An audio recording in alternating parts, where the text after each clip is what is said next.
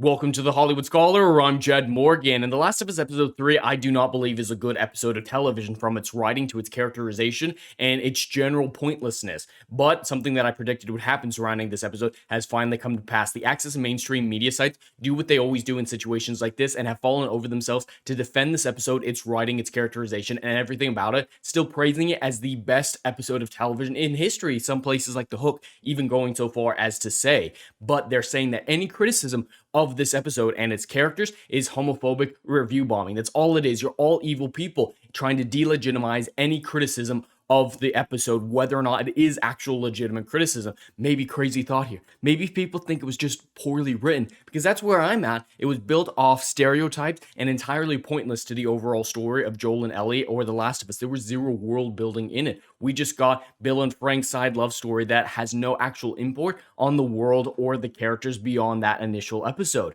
It's entirely worthless as an episode of television. But apparently, oh my god, there's gay people in it. It's the best thing ever. It's the best thing in the world, guys. And any criticism means you're an evil, evil person. I knew this was going to happen. They do this every single time with like Triss from the Witcher TV show when they race swapped her. It's like, oh, you don't like Triss? That's just because you're racist. No, the writers used her new race as a defense mechanism against having to have any sort of creativity or put any effort into her characterization or her writing. That is something that we've seen from Hollywood time and time again, is that they use diversity as a shield against criticism, and access to mainstream media sites are their weapons in that fight against the fans who have legitimate things to say in contradiction to the abominations that we are getting on television. Now, we have several articles. We have the Business Insider coming in for some random reason. The response to HBO's The Last of Us shows homophobia is still a major issue in gaming. Or crazy thought, legitimate criticism. And again, I've read every single one of these articles that I bring up. They don't actually defend the content of the story. They just say, you're a homophobe for not liking this. No, I don't think it's well written, and that's why I don't like it. Of course, I love Bill and Frank's characters from the games. It's not about homophobia, and that's something that these people will never understand, and they'll never take legitimate contradictions to accusations of homophobia. As soon as they've made their accusations, they have drawn a line in the sand, and no matter what you do, no matter what you say, you are always on the other side of that, and there's no point in trying to defend yourself, but mocking them and saying, hey, it's not true, you dumb bitch. That's all you can really do, and that is all that I'm doing here, is saying, hey, it's not homophobia to say you think an episode of television was written poorly, but that is why this episode was written, in my opinion. Bringing in Peter Hoare from It's a Sin, a prominent gay show, to write a gay episode of your television show as a defense against legitimate criticism is just an overall defense mechanism of the entire show. It's like, you know what, maybe we're not as good of writers as we think we are, and we need to put in some defense mechanisms. We need to be prepared for fans, and we can call them toxic, we can call them homophobes if we just add in this gay love story, extrapolate from Frank's sexuality to make it a big issue in the story. And that is exactly what Craig Manson and Neil Druckmann did, in my opinion.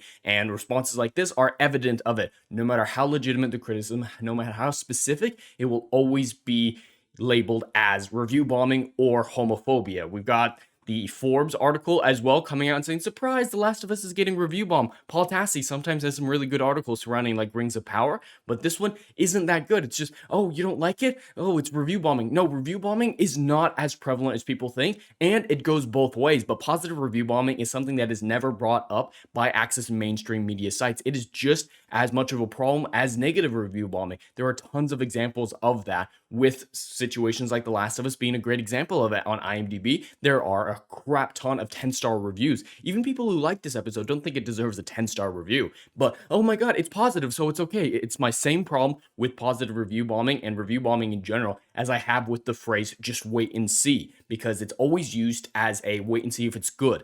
No one ever uses the phrase wait and see in a negative sense as, oh, let's wait and see if it's bad. It's always wait and see if it's good. It's always on that positivity is good, negativity is bad. No, sometimes negativity is warranted, especially in our current climate of woke Hollywood, where everything that we're getting is garbage. We're getting shoveled in the face by so much crap that something like The Last of Us, which is above average crap, is getting praised to high heaven. If this show had come out 10 years ago, I truly believe that it would have a much more negative response to it, because people weren't as accustomed to the sludge that we are getting in the current day. Yes, the show is better than Rings of Power, Velma, or Witcher Blood Origin. That doesn't make it good. It might be better in comparison, but that doesn't make it good. Moving on, we have the gamer. Stop misusing filler episode just to be homophobic. Oh, thinking that this episode is pointless and does nothing to the overall story is homophobic. No, it is a filler episode. It is exactly the purest definition of filler episode because it does not progress the plot. It is merely there to pad the runtime and extend the episode count.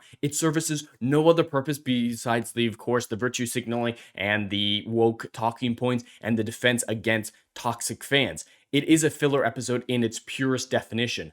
And apparently using that term means you're homophobic, according to the gamer. Again, no, accurate and legitimate criticism is being misappropriated into labels like homophobia by institutions like the gamer. Moving on, Kotaku has this beautiful one about how homophobes are review bombing The Last of Us. The streets aren't happy about being forced to watch gay men have normal human interactions with one another. No, people don't want to see pointless stories about characters that go on no farther than the end of the episode and are entirely pointless to world building or character development. It is pointless and poorly written, driven by stereotypes and absolute stupidity. There is no logical way that this story would exist in a zombie apocalypse horror show because those characters, they proved time and time again that they were dumb people and they would not have survived. For example, Bill walks out into the middle of a street spotlighted by fire, just fire a single bolt action rifle when we saw he had much better weapons than that in the middle of the street with zero cover.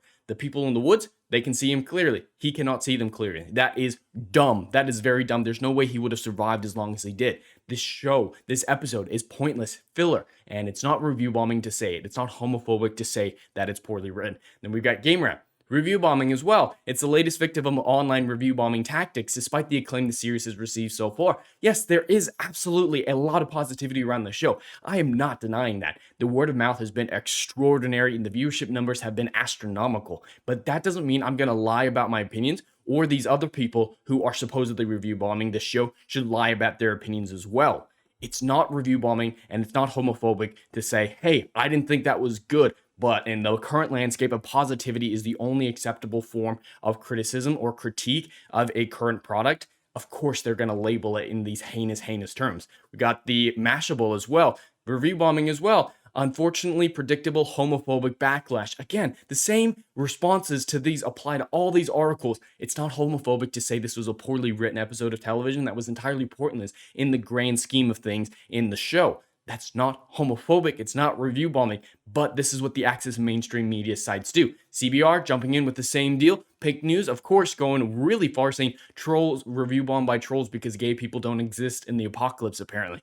No, that's not what we were saying. That's not what anybody was saying. Of course there are gay people in the apocalypse, but they have to make the straw man argument to delegitimize legitimate criticism even more so. If you make someone's argument sound completely insane, extrapolate it to the most extreme version of an argument, you can delegitimize them even better and even quicker. And that's all this article's headline was attempting to do. It's like, you know what? They don't like this episode. We can say that they don't think gay people exist in the apocalypse. Everyone will think they're really dumb now. That is an extremely effective tactic to the weaker mind or the people who are not as involved in this sphere as someone like myself is.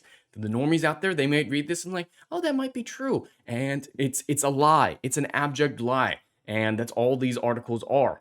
And of course, the Business Insider comes in again with review bomb by angry gamers. Now it's gamers who are angry as well. Homophobic gamers are review bombing. That is the message to take away from the current state of the access mainstream media sites when it comes to The Last of Us Episode 3. Delegitimizing legitimate criticism is the name of the game in these access and mainstream media sites because Hollywood gave them the tools to do so, because HBO gave them the tools to attack the so-called toxic fans.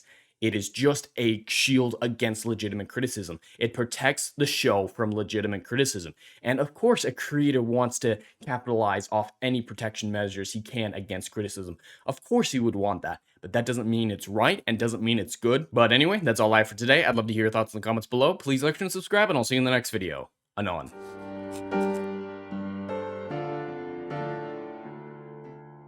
Hey, yo, are you feeling what I'm doing up in here? Oh, I know you are. Do you miss all the good, compelling stories that we used to get back in Hollywood that they ain't putting down no more? Oh, I know you missing it. So check out my book series, Odyssey of a Phoenix, a mythological epic about philosophy, morality, and modern day mental illness issues, baby. Book 1, Down in Flames. Book 2, Apocalypse Then. These are currently on sale. What are you waiting for? Get your hands on them. And we got book 3, Kill the Dark, is coming down the pipeline. Just wait for all the good stuff this dropping. You ain't gonna be disappointed, fam.